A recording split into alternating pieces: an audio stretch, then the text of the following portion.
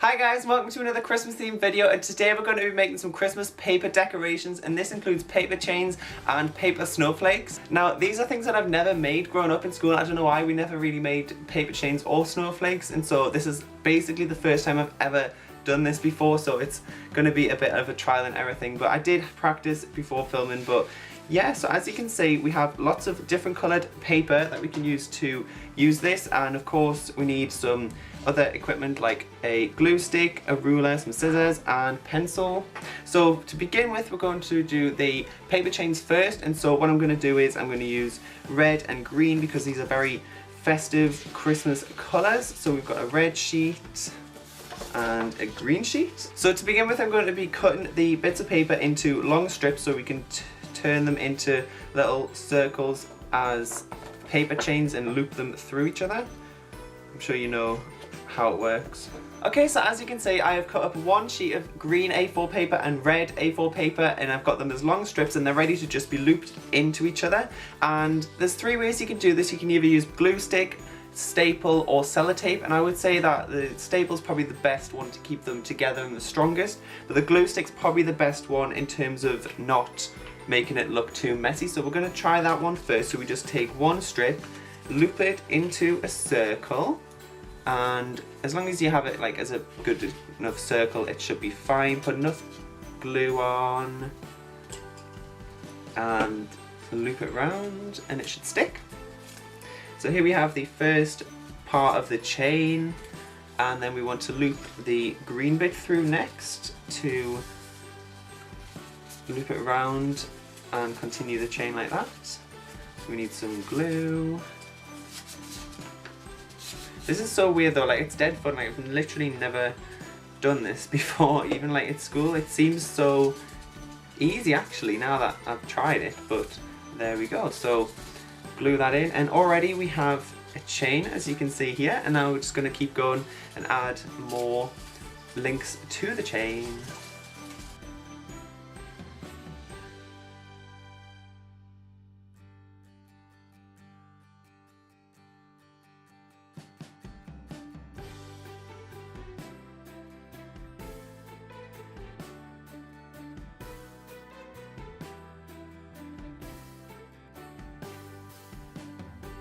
And this is the final chain link in the chain, and oh, it looks so cool. I'm really happy with that. Hang on a sec. Yay, wow, look at it. I know it's quite big and you can't really see it on the camera, but oh, I'm so impressed with that look. My first ever paper chain, and it's so Christmassy and festive because it's red and green, and I'm actually really happy about that. And oh, it looks so cool, and you can like wear it as a necklace, but you can't. But oh wow, it's so cool. Oh, and it can be a bit fiddly, as you probably saw on the video there. So maybe glue stick's probably the best one, just to keep it like as tidy as possible, because I can't imagine how much you would struggle trying to staple them in. But it looks so cool, and obviously you can do them as different sizes as well, because this is quite thick. You could do them thinner or smaller, different colours, that sort of thing. But I'm actually genuinely really impressed with that so far. Ah, so that's really cool. Now that the paper chain is done, we are now going to move on to the snowflakes. So I have some orange and blue paper here to make it look a bit different with some different colours. So we're going to start with the blue one and have it all very nice and ice coloured with the blue. So to begin with, we take the A4 sheet of paper and we fold it into a triangle, and then we need to take the excess bit of paper off on the end here, and just so it's like a square sheet of paper. And then we keep it as a triangle. So it's kind of like when you used to make paper airplanes at school.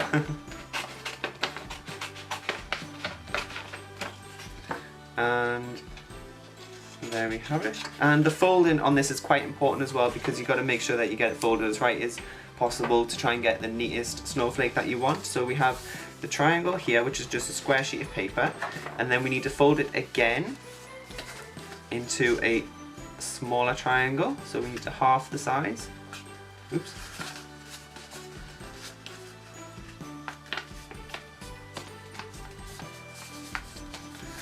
So there we have this quarter triangle now, and this is the important bit because you need to get the folding as right as possible. We basically need to fold it over like this and then over again, but I'll do it really slowly to show you. So basically fold it like that, And then instead of folding it this way, we flip it upside down and fold it this way. And it is quite difficult to do if you haven't got the exact measurements, but as long as it's majority folded in the right sort of way and it isn't overlapping at this side. So now we have like this little sort of cone on both sides, and all you need to do is snip off the top basically.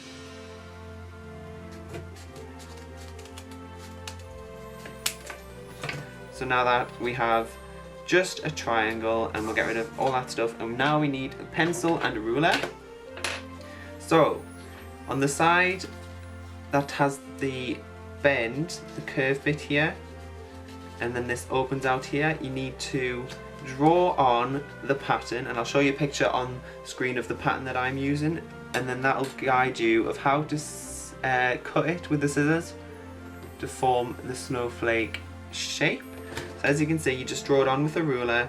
First of all, start with this line here, because you can't cut along here because this is where the hinge is. So if you cut off that, it'll just completely break. So this is the side that you need to cut off. So you draw the pattern along here, and I'll show you once I've drawn it. So as you can see here now, we have the pattern drawn on, and you basically need to cut around the outside of it, which means where the starred areas are is what you need to cut out and get rid of. So as you can see on here, we need to cut here, here, and this big bit here, and so that's what I'm going to do now. And as you can see here, I've cut most of it off. I've just got the last bit to do, and then we have the excess bit, which was the bit with the crosses, so we can get rid of all of that. And this is the actual snowflake that is left, and we just need to carefully unfold it out, and it should be a brilliant snowflake. And this is actually like a craft sort of paper, so it is quite hard to cut, especially with not brilliant scissors. So I would definitely recommend getting as thin as paper as possible and some good scissors. But I'm actually excited to see this. It looks like it's going to be really good. Oh wow. Oh yes, let's just fold it out fully. Oh wow, okay, so it is a little bit jagged in some areas. It's not fully rounded, but it is hard to do, but it definitely still looks really cool as a snowflake. As you can see, I'm really happy about that, especially with the sort of light blue, because it's very frosty. So as you can see, it does look really cool, and it just takes a little while to flatten out, and you can always stick it on a wall or something. But wow, that is so cool. I'm really excited and happy about that. Oh my god. So I'm now going to try a different pattern as well with a different colour to show the difference. So moving on, we have this orange sheet of paper, and we're going to just do exactly the same for the first stage to get to that bit where you draw on the pattern. So of course we're going to do the first triangle again to start with.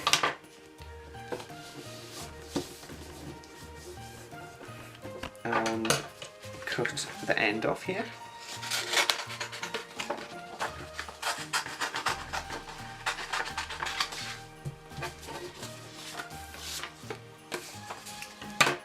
Fold it again.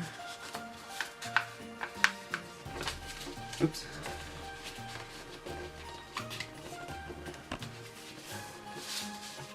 And then we have the little hat shape, and then we need to fold it perfectly again as best as we can.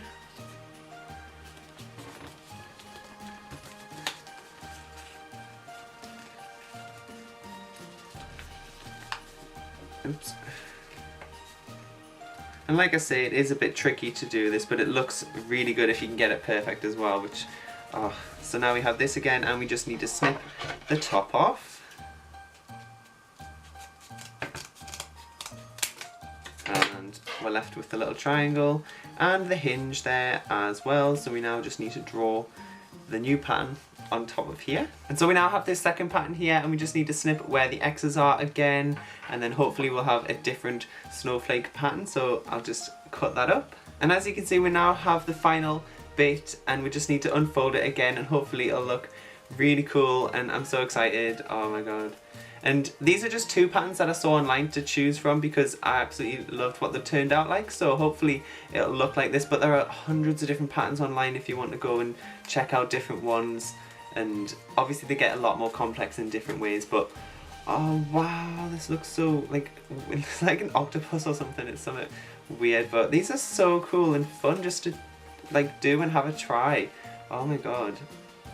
Wow, and so there we have it, look. Oh, that is so cool, and it looks cool with the orange as well. And like I say, it does take a little while for it to flatten out, but oh, they look so cool, and I'm really, genuinely, really happy with these. So that's 2 different snowflake type shapes that we have on there. And there we have the final product, and in true kids TV show art attack style, here is one that I made a little bit earlier, and this is a white snowflake, and I actually think this turned out a little bit better just because the paper's a bit thinner than the sort of craft paper, which is more like cardboard, but I really do like this white snowflake anyway. It looks very cool, and I'm so happy with that, and it can add to the collection of the other snowflakes as well, which look really cool. And similarly with the paper chains, I also made another one which is white and blue, if you want to go for maybe like a Disney Frozen theme or something like that, but I think this looks very cool as well. And this time I actually tried with the staples to see the difference, and it is definitely a lot stronger with the staples. It just doesn't look as good, I don't think, because you can see the staples, but never mind. But it still looks really cool, and I'm genuinely so impressed with that, plus with the other paper chain as well. And so there we have all of the final products, which I'm actually really happy about just because I've never tried this before, and I don't know, it's just really fun to do, and it's just a cool, like, cheap decorations to make as well, and just so much fun. But I hope you guys all enjoyed this video. Give it a thumbs up if you did, and I hope you're all having a great Christmas. Oh my god, it's only a few days from now, and I'm going to be doing a Christmas vlog as well, so I hope you guys all look out for that. But yeah, and I post videos every single Wednesday, so subscribe if you don't want to miss any of them, and I hope you guys all have a great Christmas, and thank you guys for watching. Bye guys!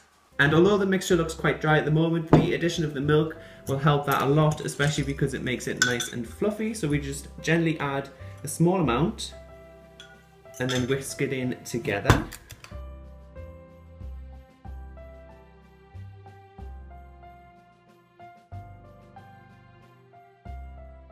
So let's just jump straight into wrapping the present. And I've got my Frozen Blu-ray DVD here today, so we're going to be wrapping that. So what you're going to need is, of course, the present that you're going to wrap, some scissors, some sellotape, a pen, the wrapping paper, of course, and a tag.